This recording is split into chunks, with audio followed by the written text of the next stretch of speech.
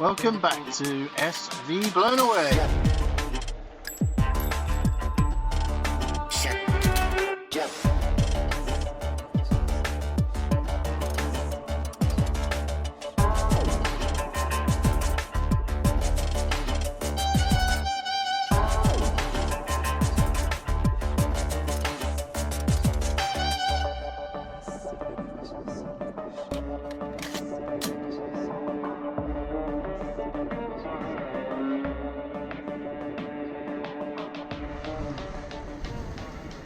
Generally speaking, as a liveaboard, I wouldn't suggest that you do this.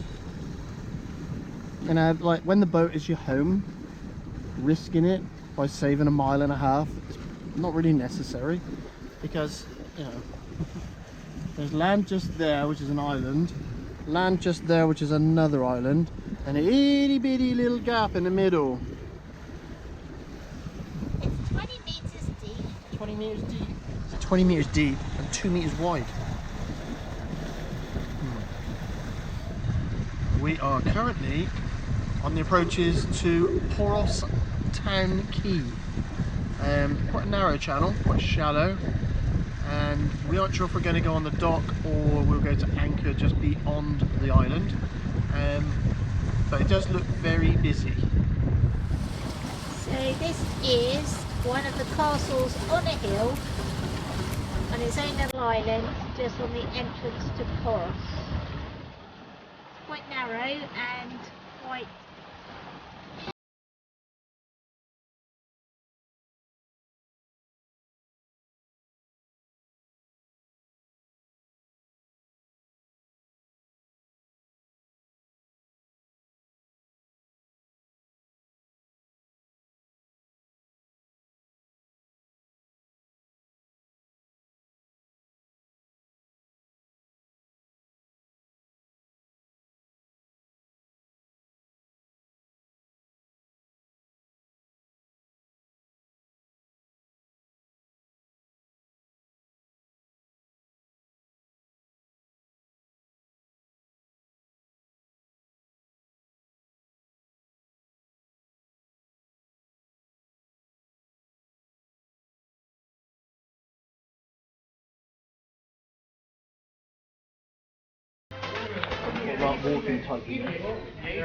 Once we were happy the anchor was in, set, and we weren't going to move anywhere, we went ashore to have a quick look around. The obvious feature in Poros is the clock tower. Now the clock tower sits on top of the hill. It's not a particularly long way, it's all steps. It's nice, it's beautiful. It's a nice shot. And the walk to the top of the hill is well worthwhile. The view from up here is really nice. We also had the drone with us, so we put the drone up so you get an even higher elevated view of the town of Poros and the town quays around it.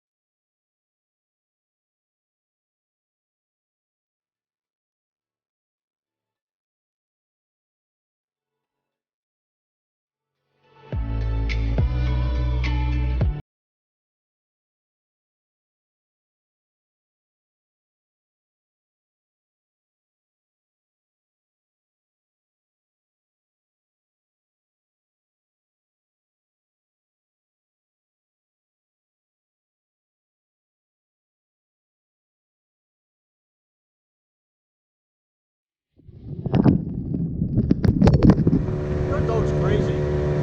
my dog's amazing.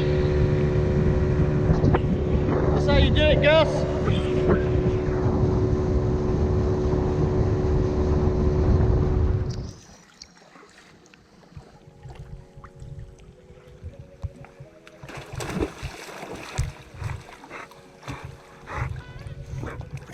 Where'd he go, Nelson? Where'd he go? So in the heat of midday, there's nothing better than just taking a dip in the ocean, walking the dog. Just an average day. What do you think of hydrofoils, Nat? You like hydrofoils? I especially like the way that they can maneuver around anchored boats. Like, they're just genius, aren't they?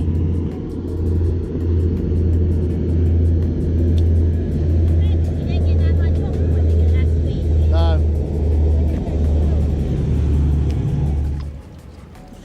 I think it's going to do one of those handbrake turns like we did going into Montevideo.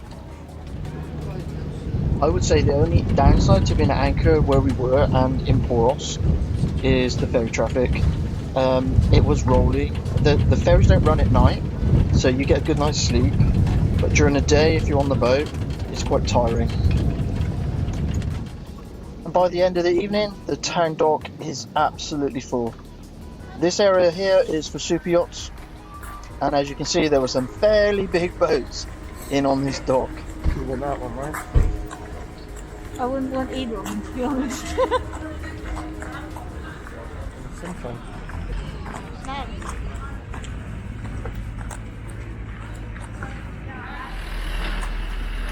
So basically we could go down here if we could find a space, if we wanted to.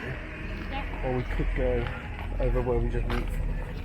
Having spent 2 or 3 days on anchor and rolling quite badly to the ferry traffic, we gave up.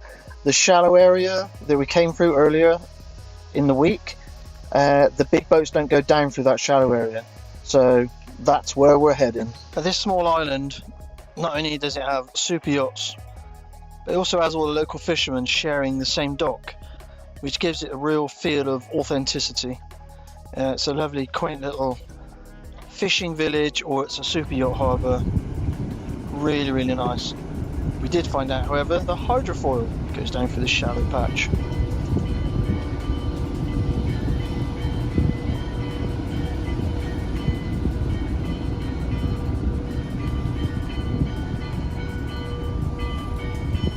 It even looks like an old World War II bomber, doesn't it? Like someone's taken the wings off of it, stuck a prop on it, turned it into a boat.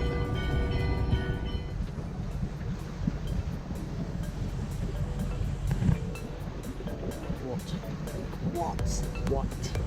Good morning. Where are we Morning. going? Today, where are we going? Let me think. Well, we've left Poros, which Poros. I really enjoyed. I thought Poros was a lovely place, great people. Yeah. I can't remember the name of the coffee shop, but he gave us a croissant. That's a winner. And we're heading north towards Athens. So yeah, generally it's got a bit warm in Poros. The temperatures are now rising to about 33 degrees and we need to go for a swim. So this evening we're going to go to anchor at a place near Lavrion and then pop round the corner into Olympic Marine hopefully tomorrow. Breakfast on the go. What breakfast have you got? We have got a mix of muesli and some freshly cut pineapple. I like it. Nice. Fresh pineapple gives it a flair to it. Very European. Very European. We're currently rigging our sheet lines for the big Genoa. And that's up on deck at the moment. Threading everything, tying everything off because we're hanked on sails if we drop the sails and take the lines off. We're hoping the wind picks up this afternoon, which is what it's due to do in the forecast, and then we can sail the rest of the way once the wind picks up.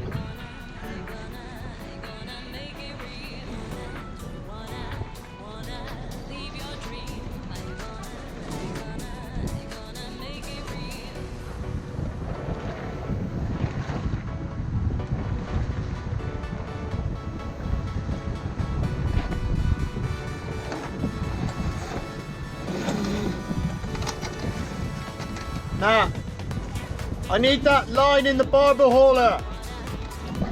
If I winch it in now, it's going to take the gate out. Yeah, go. Okay. Even a girl can do it. It was a girl that made it. We are currently somewhere around here. So that's our position here electronically. That's the ship that's passing behind us. So there's the island, the bigger island, and then Athens is off up here. So those arrows and that magenta chart symbol shows the direction of traffic. It also tells me that it is a TSS, a traffic separation scheme. So I can expect every vessel heading towards Athens to line up on the approaches for that traffic separation scheme. I can also expect all the vessels leaving Athens to be coming out this side of the traffic separation scheme. So it does make your collision regs a little bit more simple, because it's unlikely that you'll find vessels in this area contradicting that traffic separation scheme. Yeah. So we're currently heading for this bay just here, and in doing so we are passing close to the traffic separation scheme.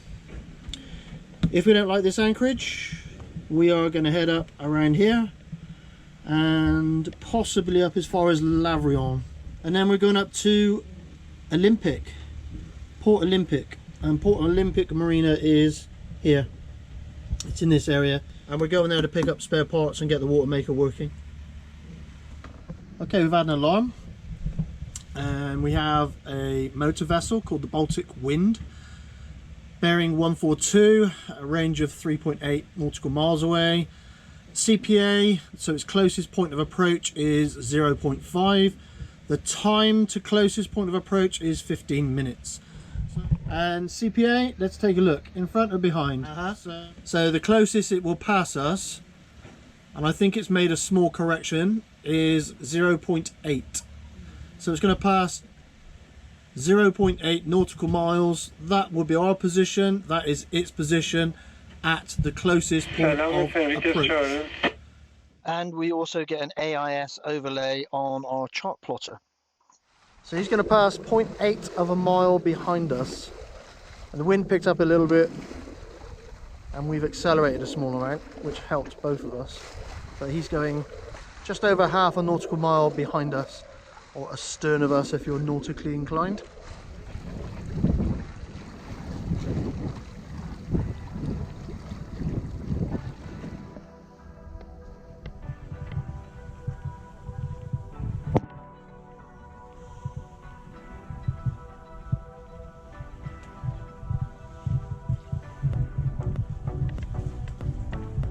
The predominant winds through here are now the Melteme, so generally coming from the northeast, which is the direction we're travelling. We were quite fortunate when we decided to make our crossing. We'd actually sat in Poros for a week to get better wind, because we had a 30-mile crossing from Poros to Axoumio. So we waited in Poros until the wind was in our favour.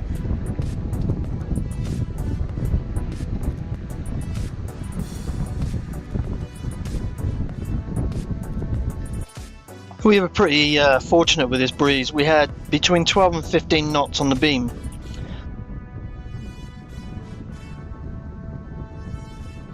So we're making between 5 and 6 knots of boat speed over ground in 12 to 15 knots of wind. That's with our big Genoa, our mainsail, and we didn't have our mizzen up. We should be flying the mizzen for this, but we didn't put it up. Since we put the bimini up, it's actually quite difficult for us to get into the stack pack and undo the zip and get the sail itself in and out. It's something that we need to look at. It's something we need to address so that we can start using our mizzen sail again.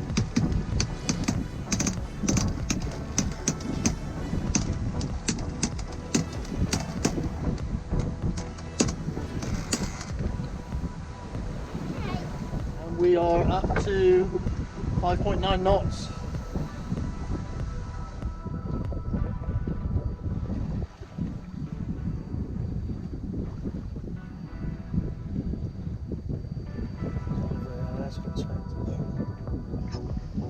As is often with the Med, the wind came up, the wind went back down, the wind came up, the wind went back down.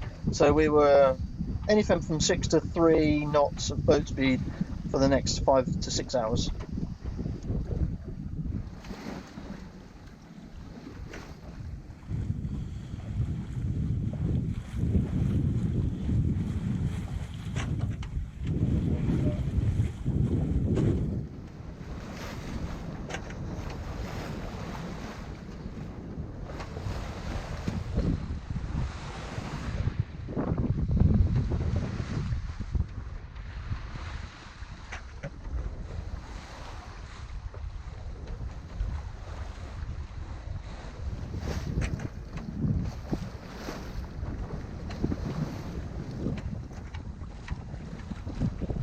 speed we making?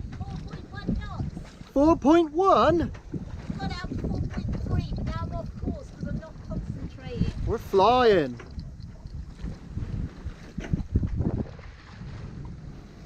We've got about 8-10 knots of wind.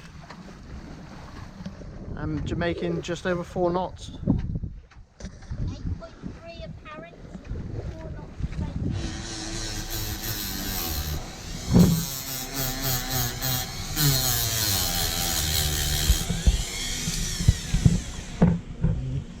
What are you doing? Fixing shit, that's what I always end up doing. Hate old boats. He loves them really. No, so I go to fix the deck wash pump because that's packed up on me. And in so doing I've managed to break the wire off of the fridge, which is soldered on. Yeah. So now I've got to try and resolder it. That red wire in the middle has unstuck itself. Unstuck itself, is that a technical term? Yeah. So it's not the best repair in the world, but it is what it is for now. It will get us through. Until we replace our switch panel. Yeah. I don't have a soldering iron big enough. So they're brass bars that run along our switch panel. And over the years obviously they get adapted and changed and chopped about and stuff, and wires cut off and stuff. I don't have a soldering iron that's big enough to melt the solder and heat up the brass bar with the solder stick, so I just end up with a dry joint all the time, which is irritating. But on a good note, the problem that was a problem is actually not a problem on the switch. Say that, but I don't know. Maybe It might be intermittent because that's working now. Look. What did you do? Fix something that wasn't broken and fix something that was broken. How did the thing that wasn't broken get fixed? Generally, Ian was trying to fix the high pressure pump to make sure we have the deck wash on the foredeck to rinse off any salt water. And as he opened the switch panel, he broke the fridge because the fridge connection broke off. So he's now fixed that, and now he has successfully, at the moment, we're still in a probationary period, fixed the high pressure pump for the deck wash. So it's that little pump just there, and that feeds water across through the floor, through this way to here, and then we have the hose that we can feed out through this hatch, so we have fresh water on deck. Expectant puppy.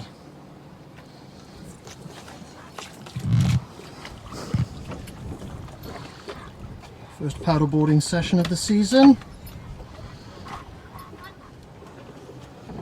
Go on, Nelson, go. Crazy hound. I love the way you've got him trained. He's so well trained. You say sit, he just, well, does whatever he wants, really. This has always been one of the biggest problems with having the dog on the boat, is that busy anchorages or busy beaches, they do not allow dogs on those beaches. So that nest over there, that lunatic asylum, that's their beach, you're not allowed on it. So Nat is having to paddleboard over there and try to find somewhere so we can get the dog ashore. And up on top of the hill, another piece of history, that is Poseidon's temple. Dates back to something like 650 BC, I think I just read. And that's the thing. It's so difficult to get your head around. So that temple dates back to 650 BC, and we're about to walk our dog in the shadow of that temple. And that's getting there by using a paddleboard. The lifestyle, right? I mean, rich and famous. I don't know what it is, but I love it.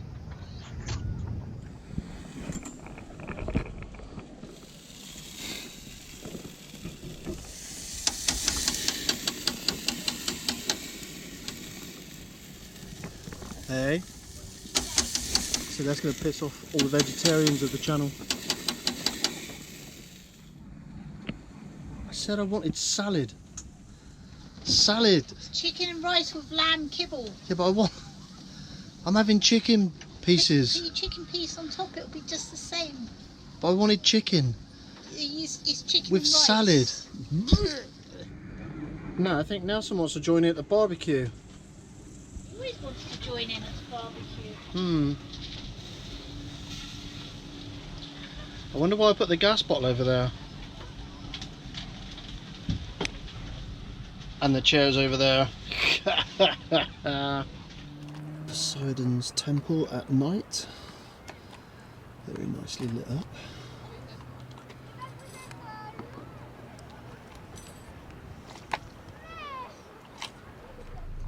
Olympic Marine, sailing vessel blown away, over.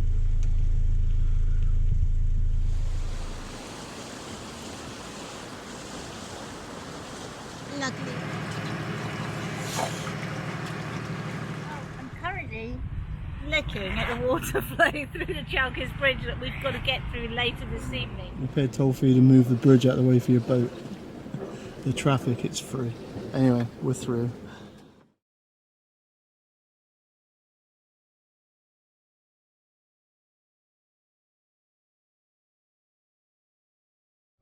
What's that sprinter? The one we met in Jamaica? What? Usain Bolt. You have to do his thing. Don't come to the Med to go sailing, right? No. Like, there's no point in coming here to go sailing. None whatsoever. You coming? Don't dribble milk, don't dribble milk. Oh, that's good. Stinks. Get it away from me. Nice arse.